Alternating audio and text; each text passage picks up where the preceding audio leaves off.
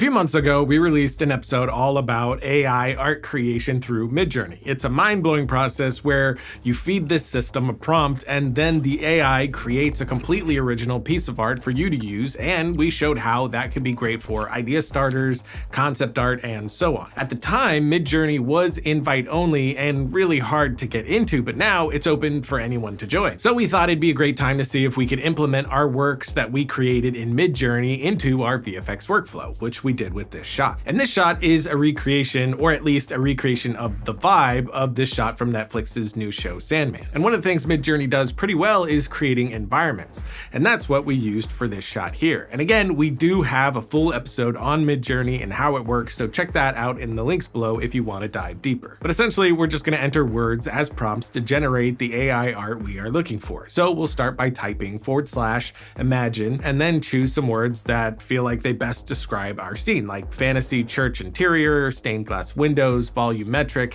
haze, cinematic lighting, and then we're going to finish that up with --AR space 16:9, and that'll give us our aspect ratio. And now Midjourney will generate the art and give us 4 options. And we can see that it's not really what we're looking for in this instance, so we'll try some other options until we get what we want. The thing with AI art is figuring out what to add or change in our prompts until we get something that's closer to what we're looking for. Sometimes you get a great result in the first try, and other times like this, we are searching for a specific look and it can take a good amount of trial and error. We did start to get something with a similar vibe like this one, so we can upscale by clicking here to use it, or iterate off this specific image right here or in the initial prompt by clicking one of the buttons along the bottom row. Eventually, we were able to get this, which is pretty symmetrical, has a nice distance from the structure, and has a similar color palette to our Sandman reference. So we'll save it by upscaling, then opening the original. But now we're going to take that image over into After Effects, and in here we're going to create a new comp and drop in our background. Midjourney's current 16:9 image is just under 1920 by 1080,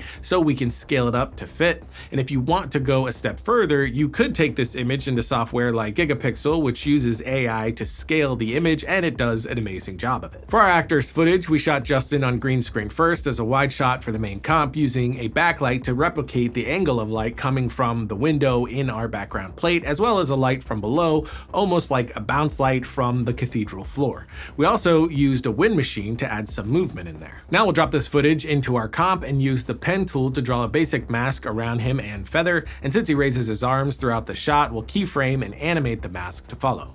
Next, we'll toss on key light effect to key him out. Because it's a wide shot and he's going to be scaled down pretty small, this can be a very simple key. Then we'll also add an advanced spill suppressor to kill any green spill. Now we're going to scale down and place him where we want in our scene and use a curves effect to match contrast and color closer to the background layer. If you want to add a shadow, you can first duplicate your actor, and on the lower layer, use this tool to move the actor's point to the feet, then scale vertically to however long you want the shadow to be. Next, add a tint effect with the map white set to black, then a fast box blur for however soft you want the shadow. Now lower the layer opacity and duplicate again. This time masking a section closer to the actor, then set to intersect and boost this feather. We'll duplicate one last time, moving the intersect mask closer to the feet and increasing the layer opacity to make this section darker. Next, create a new adjustment layer at the top of the comp and add a glow effect. We're using Red Giant's optical glow with a boosted size and lowered fall off to get a hazy look,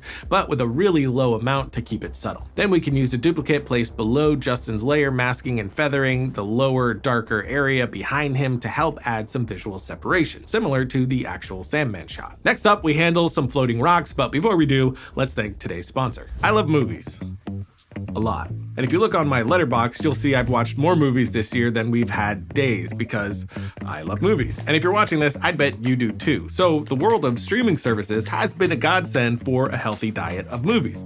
Problem is, they don't always have what I'm looking for, or I make my way through their library and then I get bored, and that's where today's sponsor comes in.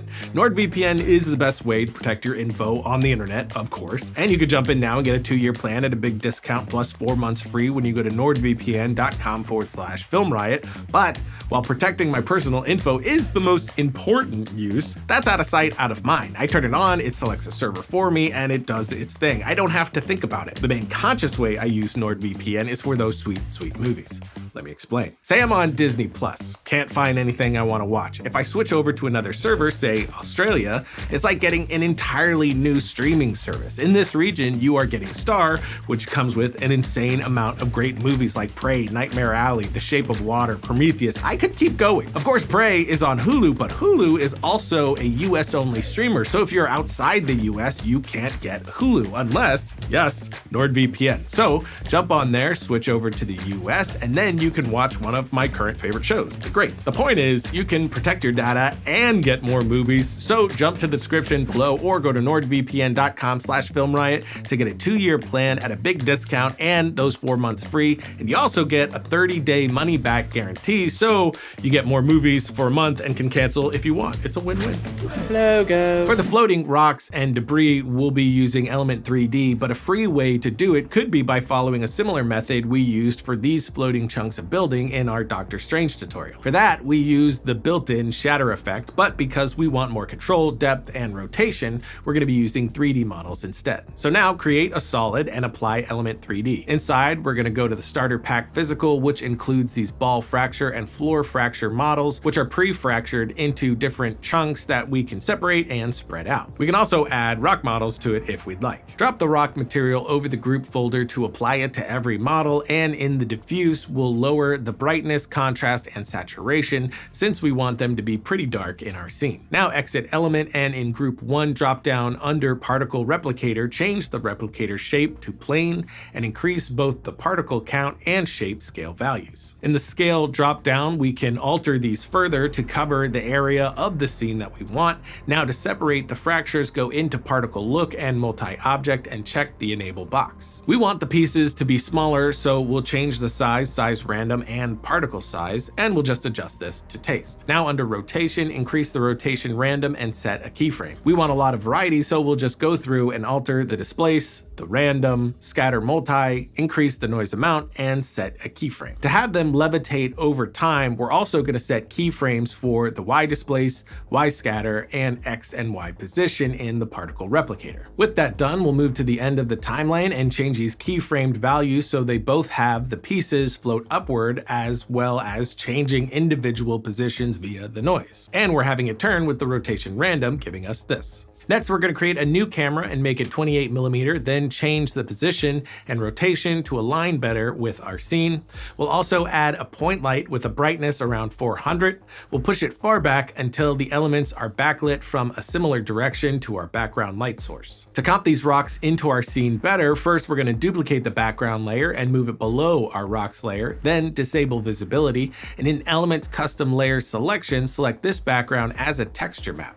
Now we'll jump back into Element and change the environment to use this background layer instead. Now go back in After Effects and in Element Render, enable ambient occlusion and boost the intensity, then enable fog. For the color, we can sample a part of the background, then change opacity, fog distance, and range to control how much of our element scene is affected. Then we'll use a curves effect to closer match the color to our scene by lowering the reds and boosting the blues. But you can see some areas feel too dark, especially around the bright sections in the center, while other parts feel too light, especially around the edges of the frame where our background is darker, almost like a vignette. To balance this, we're going to select the light, camera, rocks, and background duplicate, then right-click and pre-compose as our rocks comp. Inside this new comp, create an adjustment layer and duplicate it. On one, we're going to use the curves effect and darken it down. Using the ellipse tool, we'll mask a large shape and set it to subtract. Now boost the feathering to give us a smooth fall off, darkening the outer edges of the frame. On the other adjustment layer, use a curves effect to lift the shadows, then mask around the center of the frame, once again with a high feather value.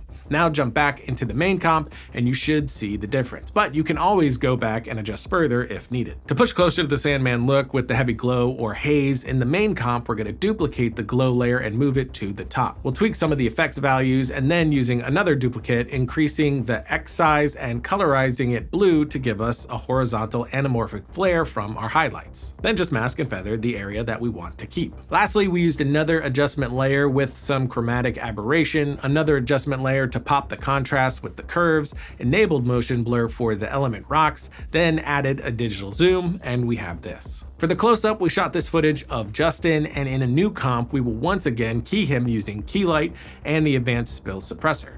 We'll drop the same background image beneath and scale it up, changing the placement until it feels right, and now using the camera lens blur effect to knock it out of focus. We do like to boost the roundness and diffraction fringe for better results, and if your shot is anamorphic, you could change the aspect ratio to get that oval bokeh shape. Highlight gain and threshold allow you to add highlights to the brighter areas and control how much or little it affects the overall layer. We also changed the color of Justin to match the background. But now copy these layers from the first comp and paste them into our new one. We're going to change some of the glow settings and adjust the mask of our lower glow and place it just beneath Justin. Now to add rocks into this shot as well, you could just use a copy of the pre-comp from the wide shot, scale up and add blur, or you can copy the light, camera, and element layers and paste here. Then just adjust the camera placement to match. Once again, either use the camera lens blur effect, or if you want to be more accurate, enable depth of field on the camera option